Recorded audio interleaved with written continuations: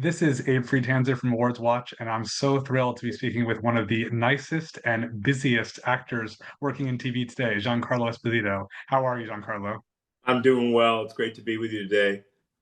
Yes, you too. We spoke a little over a year ago before the final season, or the back half of the final season of Better Call Saul premiered. And then I got to see you in person at the Hollywood Critics Association Awards, which happened, I think, right after the show wrapped, like the very end of its show. And it was just such a high for the series. What is it like to be, doing press again and revisiting the show almost a year after it ended? Oh, it always feels good to talk about this particular show. I have such fond memories of working with all the great cast, but also of being a part of a show that was so well put together and thought out. A show that's satisfying when you watch it, and its twists and turns never cease to amaze. A show that began as something that was people just were kind of amazed by and not knowing where it would go, and Breaking Bad, and had a serious, widespread edge of danger and violence and corruption and character to a show that became somewhat of a relationship show that was equally as interesting and that evolved into having the edge that it needed to have to propel the players in Saul, Bob Odenkirk, and Kim Wexler, and Ray Seahorn to lead that sort of charge into yet another very cultivated, nefarious world. So I feel blessed to be able to talk about it some more. Certainly miss it to a certain extent, and always happy to honor it, having our split season the way we did, and to be able to be with you again, and all of your viewers and Award Watch. I feel like we didn't actually see that much of Gus in the back half of the season, but there are two episodes that like distinctly stood out to me before when I knew I was going to talk to you. I was like, I'm pretty sure that's the back half, and I was right. The season for mid-season premiere with Lalo, and then the episode with Reed Diamond as David. I'd love to just discuss those things. Tony Dalton seems like someone probably like you, who is terrifying on screen, but a very nice, warm actor in person. Yeah, you certainly nailed that. I adore Tony. He seems to be able to flip the switch much like I am able to, and in certain parts of me, I get a little jealous of his portrayal of Lalo Salamanca, if only for the fact that he can laugh a little more than Gustavo does, and have a little more abandon, reckless abandon, which I admire greatly, which played so well with us, especially in this season 6. Able to really play against him has been certainly a highlight, because he nails every scene he's in, and is able to make those very fluent switches between being that guy who is just you think he's off the rails, but yet he's really attentive and really looking for the crack in your armor. So what a pleasure to work with him. I think he's a fine actor and largely underrated in our country right now, but not for long. Episode also felt a bit like a horror movie, just the way that things played out. Was it? It seemed very dark. What was it like to shoot that final hour of his? So that scene was particularly interesting because we deconstructed everything, so we're in a dirt room that is to become the meth lab. So that firstly, was very interesting to me, geographically and visually, and it was also playing that scene out. He knew more information than I was willing to give up, and so the startling moments for me are getting shot, having to get shot by him in that scene, which obviously didn't kill me because I was wearing a vest, but startled me to a point that really allowed me to propel myself into the rest of the scene. And then coming down those steps, we were shooting that, and Tony's wants to be careful. No actor should ever get hurt. And he's really kind and doesn't lose it at all. And I turned around to him as we're shooting that on the steps, and I said, "Kick me." "Oh, what?" What do you really want? You want?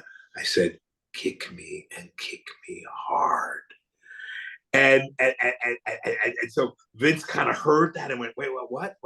And then the stunt guy, well, should we bring in? I rolled the camera, right? Because there's dirt at the bottom, you know? And that was the whole point. That Gus goes down in his face is in the dirt. It's like, whoa, in the dirt that he's digging up to make something, in the dirt where his dream lies, you know? And we did a take, and it was off the fifth step. Where do you want me to kick you? Where do you want me to kick you? You sure you're gonna be all right? You're gonna be all right? Tony's so deferential. And I said, put your boot in my back. And he did. And I came down those steps and facing the dirt, my glasses in the dirt, you know, and I really felt it. I was just so pissed off and not hurt because I know how to fall. And we did that 2 or 3 times. And Vince was like, oh my God, I can't believe you're doing this. Are you okay? Are you okay? I said, I'm great. You just wait. Watch what it does to me.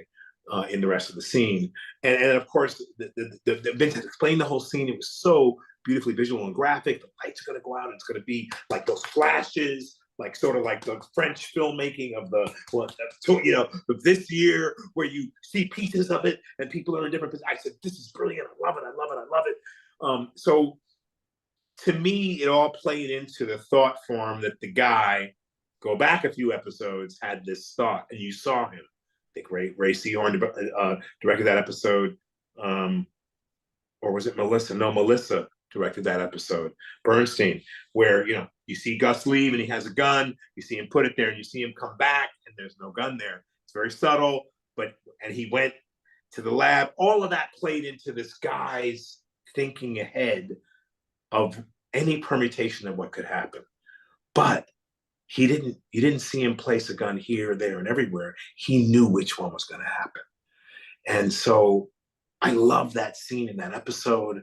Also, because against it all, he is scared. He's he's frightened. You've never seen Gus like this. He's vulnerable in a position of fragile, even. I mean, even when I'm shooting the gun, like when you shoot a gun, you want to be powerful and you want to know what you're shooting. You're in the dark. He's just shooting. He's spraying, hoping that he'll get lucky and he'll get this guy. And part of me, like the hero part of me, is like, no, I want to see him. I want to see him, right?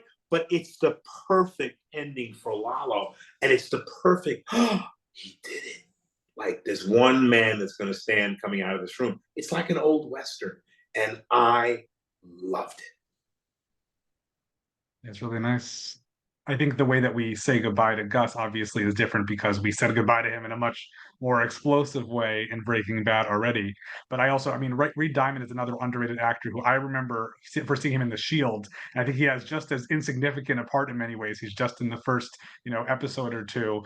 But in this episode, there's a real warmth to that scene with the wine and everything that I don't think we've seen from Gus beforehand. No, and it was a great choice to choose Reed.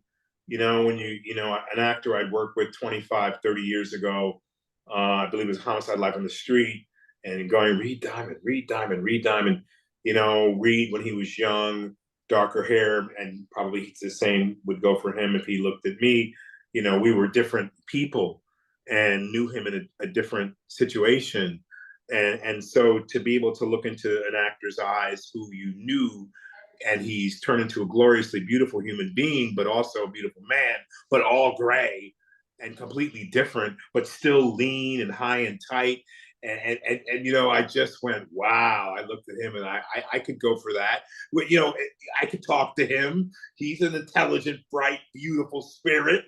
And so that was a really defining moment for Gus, because everything that played into it prior, I had to bring with me. Wonderfully directed by Michael Morris, who I just think the world of, allowing me to the cues that would allow me to become vulnerable and soft, that would be appropriate, that would be not looking for it. And then there he is.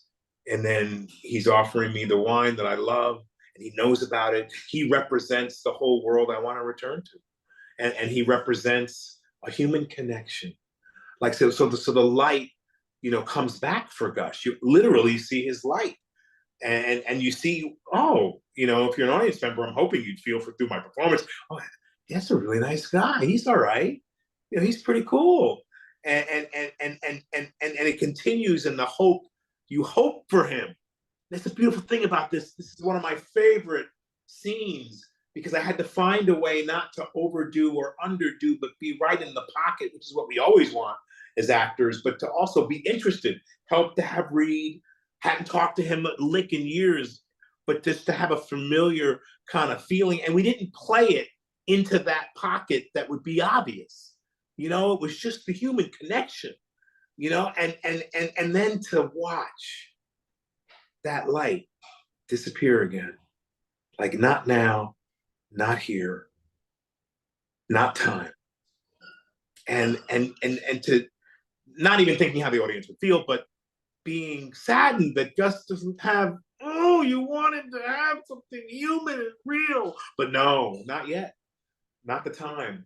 So to me, I'm very proud of that, and especially when you see me less in the second half of this particular season, to see me in that moment, get the opportunity to play so much of the character that you think but then you see, oh, you don't really know. There's more. There's more. There's more. Well, on that note, I know that last year you said you would have some interest in further exploring Gus's, origin story. Do you think there's anybody clamoring for this? Is this something that might happen at some point? That's completely my ego. I mean, I got. I'm sure there's interest. I'm just saying, is it going to happen? Could it happen? Oh my goodness. Well, the fact that you talk about it and I think about it and fans ask me about it means it could happen. And I say my ego because, I always try to keep myself in check. I'd love to get back into some new territory for Gus at a certain point, if that's what Vince would want. I feel like he's terribly interesting, which is why the fans got wrapped around him and hoped sometime, as Vince put in his own words, sometime in season 4, the fans started rooting for Gus. So it would be, and in this moment in the bar that we just spoke of, is that open road and revelation for that, the possibility for that, to see who he really is, because I don't think we really know who he really is. So yes, there'd be interest, and I would jump at the opportunity a little bit different than I did, although in accepting Saul was reticent. I felt like, oh, I don't know. I don't want to screw this up. I mean, certain things you do live on forever, and you don't want to mess with them. It's like when Spike Lee asked me to come back in Jungle Fever as Bugging Out as a bum. I went, huh? You know what I mean? Bugging Out and Do the Right Thing. Come back and we'll have a little cameo in Jungle, and I just couldn't do it. I couldn't do it. I said that's a classic that will live on and lives on. This is a different story. Not that it's all has to be focused on me, but that this character to me is a gem of a human being because it allows us the light and the dark, right? When you see him in the restaurant, is everything to your satisfaction? Can I get you anything else? He's in service. Like, when do you see someone in service, right? And then you see him as the cold big boss man who is running this incredible business. That's a real human being, and I think that we don't see that often. It's, again, the guy hiding in plain sight, the person with the mask. What do you really do? I love those characters. They really, really, really appeal to me. Well, it's just as good a role, but do you think Moff Gideon also has this light side, or is he really all dark? I think Moff Gideon is all dark. I think he's all dark. I think he's the guy who's just really pretty angry and pissed off that no one listened to his vision for the galaxy. Like, you know what I mean? I mean, come on. You're like, I can do this better. I have the tools. I want to unify, but underneath it, he wants for himself. So, he's a pretty pissed off dude that he's not getting what he needs to get. And he does have a big vision. And Gustavo did too, but I don't think he is ever going to get out of the position that he's in, because he seized upon an opportunity, and that opportunity was that no one else, had the guts, the courage to try to put everything back together and rebuild it, because it's not going to get rebuilt. It's broken, right? So let me just take it over. So I think he's a different guy, and equally as fun, because he controls the chaos in a different way. And he's big time destroyer, big time, you know, I'll take you out, like on a big scale. He's going for the big apple. You know what I mean? It's kind of bizarre, but I've had such a good time playing Moff Gideon. I feel like I'm so blessed to have played both of these characters within a season, and yet another one that we haven't spoken about, Godfather of Harlem, and the boys. But to me, it keeps me on my toes to be in different positions with different people. It's like being in a different room with a different family relative. And that's how I liken it. And it really makes me happy to have been able to cultivate that in such a very, very extensive way this year.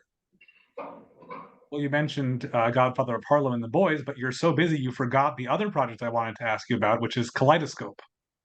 Yeah, it's a fun project close to my heart. I love the journey of Ray Vernon, who becomes Leo Papp. I love the transitions he has to make in a life that spans 27 years in front of our viewers' eyes. To me, this is the kind of television I love to do, because I'm not stuck within a decade, a year or two. I can play a deeper, longer life, and someone who had an aspiration to be that second story man, small time, crook, but a mastermind underneath it, but humble and everyman in many ways, which is what I really love about him. Plays a guy who's just trying to make it, has a wife and kid, and gets out, and then gets pulled back in, and then tragedy strikes, and he's got to do his time, so to speak, literally, and then come back out and try to relate to a daughter he left behind as a child who's now an adult, and then revenge. Then he's gonna do something that's gonna make him good forever financially, and also at the same time wreak havoc on the person who, in a way, kind of raised his daughter, so you think, and they're coming back together after having drifted apart, not knowing each other, coming back together. You see in one way, and then you realize that it's realized in a whole another way that this was really going on. So it's a heist piece that I love, close to my heart. Ray has also a handicap illness that's catching up with him, just as his life is catching up with him. So is his physical downfall catching up with him. And so destined to die, destined to not quite get what he wants to fulfill his dream. And when the heist goes bad, everything else does as well. But he's able to be on that phone call and say, I'm here. I just wanted you to know, still out here. So a great piece that you can watch in any order that you want. For those in your audience, viewing audience, that have not seen it, you can choose your order. Many people choose to just let Netflix do the demographic on who you are and show it the way they think you'll like it. However, the opportunity is that you can watch it over and over again and see the same specific events happen in a different order, which is wonderful. So it's not only about Ray, but it's about the whole team that he puts together to create this heist, their lives, their connections as well. Very, very well done show, and something I must say that shows Giancarlo Esposito in a whole different way than you ever saw him before, and that's what I live for. Well, it's always a pleasure to speak with you, and I look forward to seeing you in villainous, terrifying roles that are so different from this in the future. What a pleasure to be on with you, as it always is every time. And I thank you for allowing me the time to be with you and with your audience.